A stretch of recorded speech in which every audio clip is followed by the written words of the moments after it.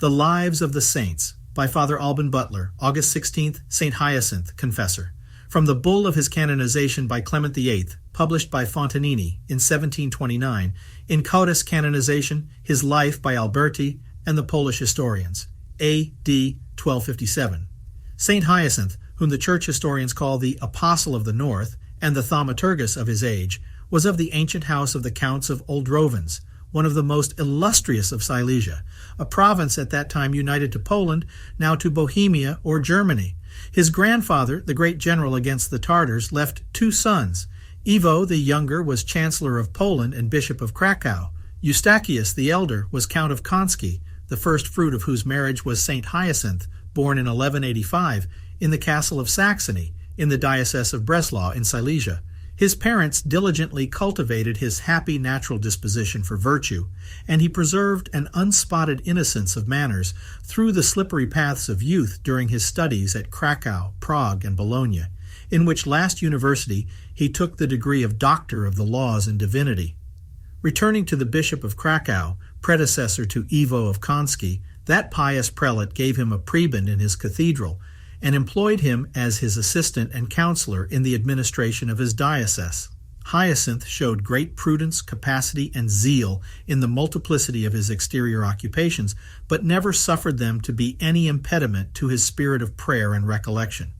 He practiced uncommon mortifications, and was assiduous in assisting at all the parts of the divine office, and in visiting and serving the sick in the hospitals. All his ecclesiastical revenue he bestowed in alms. Vincent, his bishop, abdicating his dignity with the view of preparing himself for death in holy solitude, Ivo of Konski, Chancellor of Poland, was placed in that see, and went to Rome, whether to obtain the confirmation of his election or for other affairs is not mentioned. He took with him his 2 nephews Hyacinth and Ceslas. St. Dominic was then at Rome, this happening in the year 1218. Ivo and the Bishop of Prague, charmed with the sanctity of his life, the unction of his discourses, and the fruit of his sermons, and being eyewitnesses to some of his miracles, begged some of his preachers for their dioceses. The holy founder was obliged to excuse himself, having sent away so many that he was not able to supply them. But 4 of the domestic attendants of the Bishop of Krakow desired to embrace his austere institute, namely the bishop's 2 nephews, Hyacinth and Ceslas, and 2 German gentlemen, Hermann and Henry.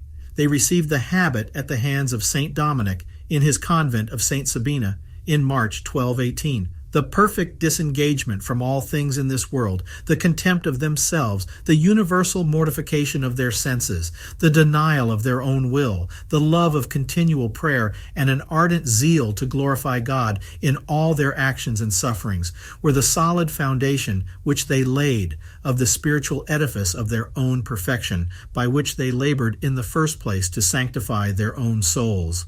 They made their solemn vows by a dispensation after a novitiate of about 6 months only, and Hyacinth, then 33 years old, was appointed superior of their mission. Ivo of Konski set out for Poland with a suitable equipage. The missionaries took another road that they might travel on foot and without provisions, according to the spirit of their institute. Having passed through the Venetian territories, they entered Upper Carinthia, where they stayed 6 months, and St. Hyacinth gave the habit to several of the clergymen and others, founded a convent, and left Hermann to govern it. The Archbishop of Salzburg received them with all possible respect, and the apostolic men passed through Styria, Austria, Moravia, and Silesia, announcing everywhere the word of God. In Poland they were received by all ranks with extraordinary marks of joy and honor. At Krakow, the first sermons of St. Hyacinth were attended with incredible success, and in a short time the infamous public vices which reigned in that capital were banished. The spirit of prayer and charity, the holy and frequent use of the sacraments, watching and mortification were revived as they had been practiced in the primitive ages. Reconciliations of persons at variance, and restitutions for injustices, which seemed to be despaired of, were effected. The great ones, by their conversions, set the people an example of the most edifying docility.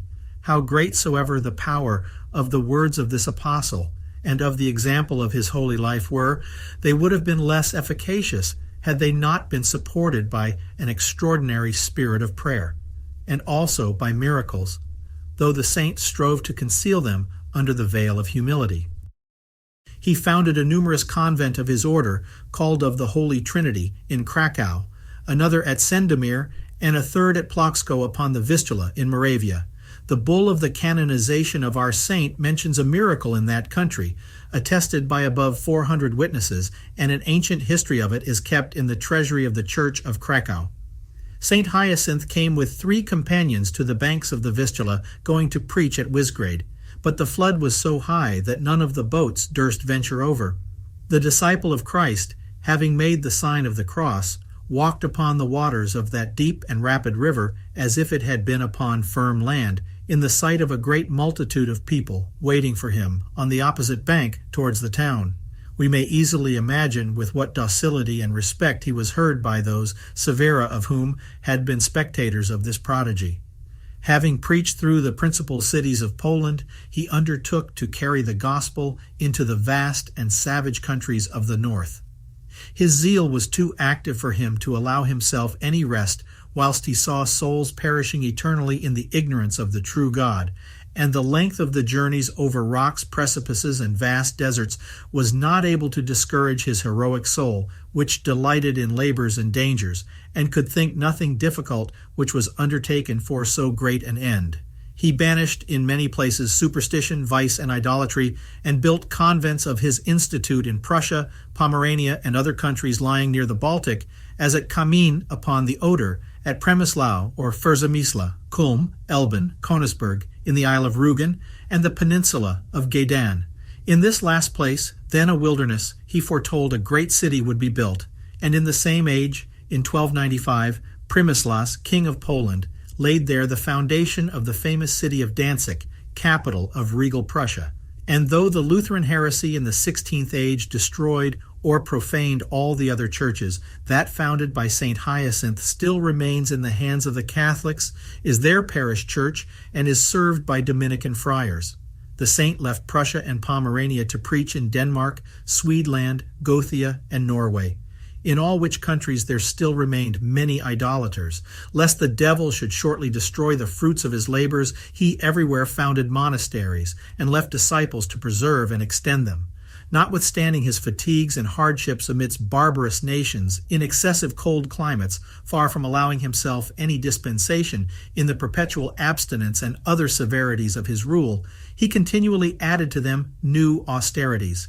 His fasts were almost perpetual, and on all Fridays and vigils on bread and water. The bare ground was his bed, and sometimes in the open fields. Neither hunger, thirst, weariness, rains, extreme cold, nor dangers could ever abate his ardor to gain a soul to Christ. He abhorred even the shadow of sin, was humble, charitable, and compassionate, bearing the bowels of a father towards all. Every man's distress drew tears in abundance from his eyes, and he comforted and encouraged all that groaned under the burden of any affliction.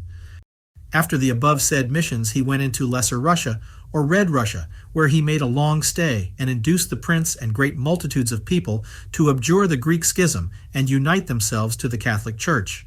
He there built the flourishing convents of Leopold, or Lemberg, and of Halitz upon the river Dniester. From thence he penetrated as far as the Black Sea and into the isles of the archipelago. Thence, returning towards the north, he entered the great dukedom of Muscovy, called also Great Russia or Black Russia, where he attacked 100-headed hydra of idolaters, Mahometans, and Greek schismatics. The few Catholics remaining there had not so much as one church to assemble in.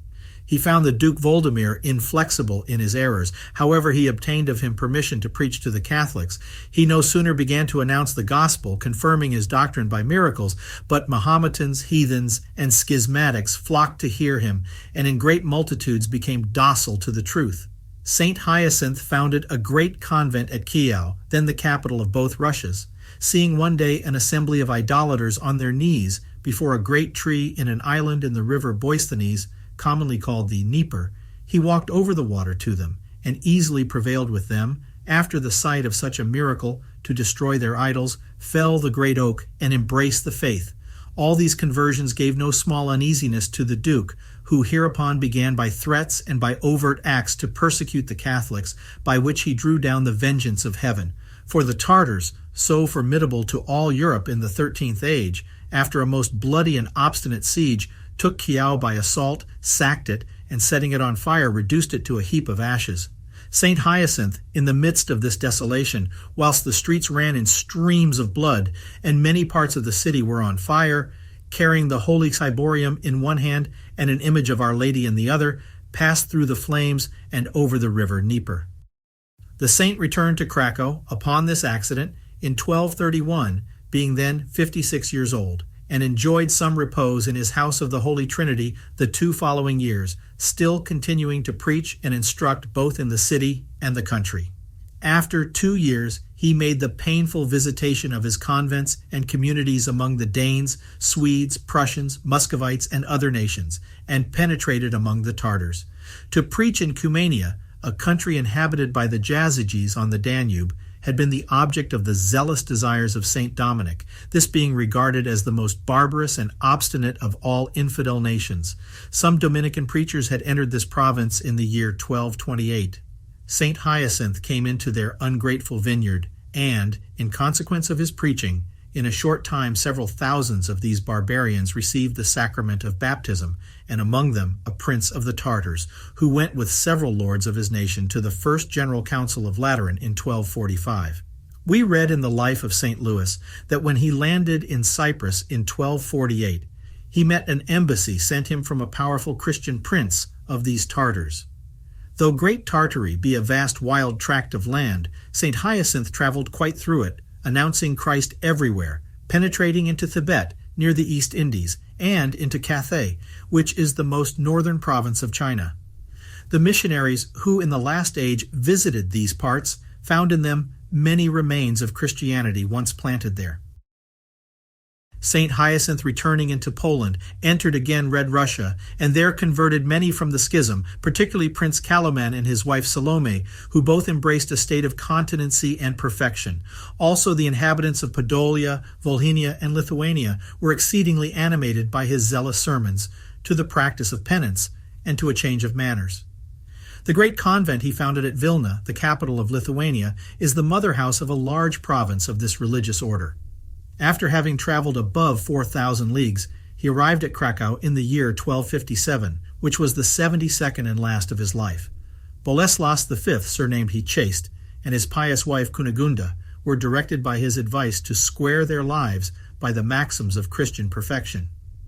Primislava, a noble lady, having sent her son to invite the saint to come and preach to her vassals, the young nobleman was drowned on his return in crossing a great river. The afflicted mother caused the corpse to be laid at the feet of the servant of God, who after a fervent prayer took him by the hand and restored him to her alive and sound. This is the last miracle recorded in his life. In his last sickness he was forewarned by God on the 14th of August that he should leave this world on the next day, the feast of the Assumption of Our Lady, his great patroness. He made a pathetic exhortation to his religious brethren, recommending to them especially meekness and humility of heart, and to have great care always to preserve mutual love and charity, and to esteem poverty as men that have renounced all things of the earth. For this, said he, is the testament or authentic instrument by which we claim eternal life. The next morning he assisted at matins and mass, after which he received the viaticum and extreme unction at the steps of the altar, and expired a few hours after in fervent prayer on the feast of the Assumption of the Blessed Virgin, being 72 years old. His glory was manifested by a revelation to Pandrada, the Bishop of Krakow, and attested by innumerable miracles, with the history of which the Bollandists have filled 35 pages in folio. He was canonized by Clement VIII in 1594. His relics are preserved in a rich chapel built in his honor at Krakow. Anne of Austria, Queen of France, mother of Louis XIV, obtained of Ladislas, King of Poland, a portion of them, which she deposited in the great church of the Dominicans in Paris. All Christians are not called to the apostolic functions of the ministry, but everyone is bound to preach to his neighbor by the modesty of his deportment, by a sincere spirit of meekness, humility, patience, charity, and religion, by an exact fidelity in all duties, by fervor and zeal in the divine service, by temperance and the mortification of all passions and ill humors. These, if not suppressed, easily scandalize and injure those who are witnesses of them. Nothing is more contagious than self-love. He that is nice, fretful, hard to please, full of himself, or a slave to sensuality, easily communicates his malady, even to those who see and condemn it in him. But no sermon is usually more powerful than the edifying example of a man of prayer and of a mortified Christian spirit. This qualification everyone owes to God and his neighbor. Zeal for the divine honor and charity for our neighbor lay us under this obligation.